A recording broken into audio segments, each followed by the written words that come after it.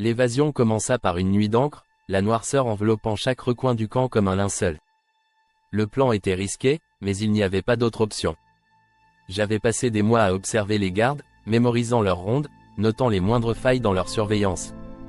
Les projecteurs balayaient les terrains vagues du camp à intervalles réguliers, et j'avais repéré un moment où une zone restait dans l'ombre, un angle mort que je pouvais exploiter. Avec quelques rations volées et un couteau rudimentaire caché sous ma veste, je m'engouffrais dans la nuit. Le froid mordait mes poumons à chaque inspiration, et l'air semblait vibrer de tension. Le moindre bruit, le plus léger craquement, me faisait tressaillir. Mais je me faufilais hors du camp, chaque pas me rapprochant un peu plus de la liberté. Je courus sans m'arrêter pendant des heures, m'éloignant le plus rapidement possible du camp. Les lumières et les bruits de l'enfer que je laissais derrière moi s'effaçaient peu à peu, remplacés par le silence de la nuit. Je m'arrêtai un instant pour reprendre mon souffle, mes muscles tétanisés par l'effort, lorsque j'entendis un grondement sourd. Une rivière se trouvait devant moi, large et impétueuse.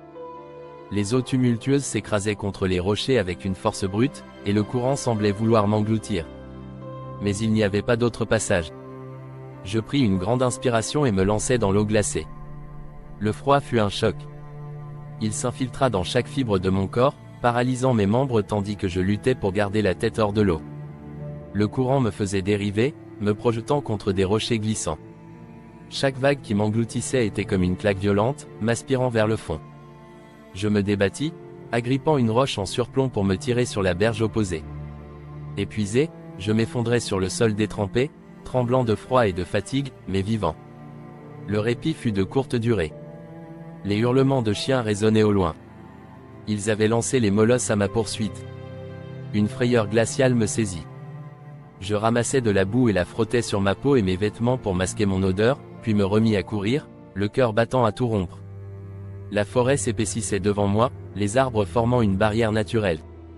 Je m'y enfonçais, sentant les ronces et les branches griffant ma peau, chaque pas devenant un effort pour ne pas laisser la douleur me ralentir. Les chiens étaient proches. J'entendais leurs aboiements sauvages se rapprocher. J'escaladais un escarpement rocheux, glissant à plusieurs reprises sur la pierre humide. À bout de souffle, je parvins à m'éloigner suffisamment pour que les aboiements s'estompent. Mais la forêt ne m'offrait aucun répit.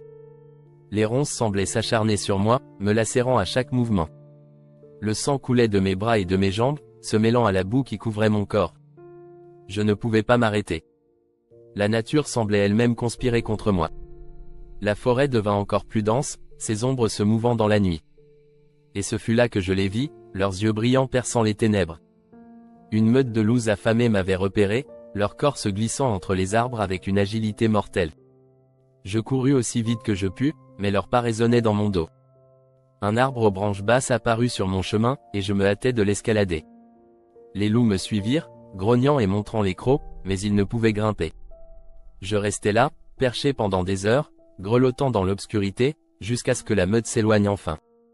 Lorsque je descendis de l'arbre, le jour pointait à l'horizon. La fatigue pesait sur mes épaules, et la faim me tenaillait de plus en plus. Les rations volées étaient épuisées, et je devais trouver de quoi me nourrir. Je cherchais des baies dans les fourrés, incertaine de leur toxicité, mais le désespoir m'empêchait d'être trop sélectif. Le goût amer des baies se mêla à la sécheresse de ma bouche, et une sensation de nausée me submergea. Il fallait que je trouve une source de nourriture plus fiable, mais mes tentatives de pêche dans un ruisseau ne donnèrent rien. Alors que mes forces s'amenuisaient, le sol se déroba sous mes pieds lors d'une descente d'une pente raide. Je chutai lourdement, et la douleur éclata dans ma jambe comme une décharge. En tentant de me relever, je réalisais que je m'étais blessé. Je ramassais des branches pour fabriquer une attelle de fortune, chaque mouvement un supplice, et continuais à avancer en boitant, sentant la douleur irradier jusqu'à la hanche. Mon salut provisoire se présenta sous la forme d'un vieil abri abandonné, perdu dans les bois. À l'intérieur, l'obscurité régnait, accompagnée d'une odeur de moisi et de pourriture. Mais je trouvais quelques vêtements plus chauds et un couteau en meilleur état. Des rats grouillaient sous les planches, et je dus les chasser avec des gestes maladroits avant de m'installer pour passer la nuit. Les craquements et les grattements incessants me tenaient éveillé, et je ne fermais l'œil que quelques heures. À l'aube, je repris la route, mes muscles endoloris par le froid et le manque de repos. Les patrouilles resserraient leur étau, et je savais qu'elles étaient sur mes traces. Les coups de feu éclatèrent à nouveau, cette fois si près que je pouvais sentir l'odeur de la poudre dans l'air. Je plongeais dans un fossé boueux, me recroquevillant pour me dissimuler sous un amoncellement de feuilles mortes. Le cœur battant à mes tempes, je retins ma respiration, écoutant les voix et les pas des gardes qui passaient à quelques mètres de moi. Pour les semer, je décidai de gravir un mont abrupt. La montée fut une épreuve de volonté. Ma jambe blessée me ralentissait, et à plusieurs reprises, je faillis chuter. Les rochers, glissants et instables, semblaient se dérober sous moi à chaque pas. Mais je grimpais jusqu'au sommet, où une nouvelle épreuve m'attendait. Une tempête de neige inattendue balaya le paysage, m'enveloppant dans un tourbillon de froid glacial. Les flocons tourbillonnaient autour de moi, réduisant ma visibilité à presque rien. Je creusais un trou dans la neige et m'y réfugiais, grelottant jusqu'à ce que la tempête passe. Je poursuivis ma fuite, traversant un marécage boueux qui s'étendait à perte de vue. Chaque pas était une lutte pour ne pas m'enfoncer dans la vase, mes pieds aspirés par le sol meuble. Je me tirais de ce bourbier avec des branches et des racines, me forçant à avancer malgré le froid qui engourdissait mes membres. Une nuit, je cédai à l'envie d'allumer un feu, risquant d'attirer l'attention des patrouilles. La chaleur des flammes fut un réconfort fugace, rapidement éteint par la nécessité de rester discret. Le temps passa, et mon état se dégradait rapidement. Les signes d'une infection apparurent. Une fièvre sourde et brûlante me consumait. Chaque pas devenait plus difficile, chaque respiration plus douloureuse, mais je ne pouvais m'arrêter. Dans une clairière, je me retrouvais face à face avec un garde isolé.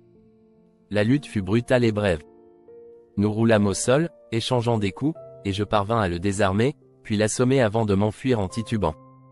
Je dus encore affronter les périls du canyon, les parois abruptes menaçant de s'effondrer sous moi, et la traversée d'une rivière glacée qui m'engourdissait jusqu'à l'os. Mais je continuais à avancer, porté par l'espoir de la frontière, qui se dessinait enfin à l'horizon. Elle était là, si proche, mais gardée par une dernière patrouille. Rassemblant mes dernières forces, je rampais jusqu'à la ligne, le cœur tambourinant dans ma poitrine, et franchis la frontière, enfin en sécurité. Je m'effondrais sur le sol froid, épuisé mais libre, sentant les larmes couler sur mes joues glacées.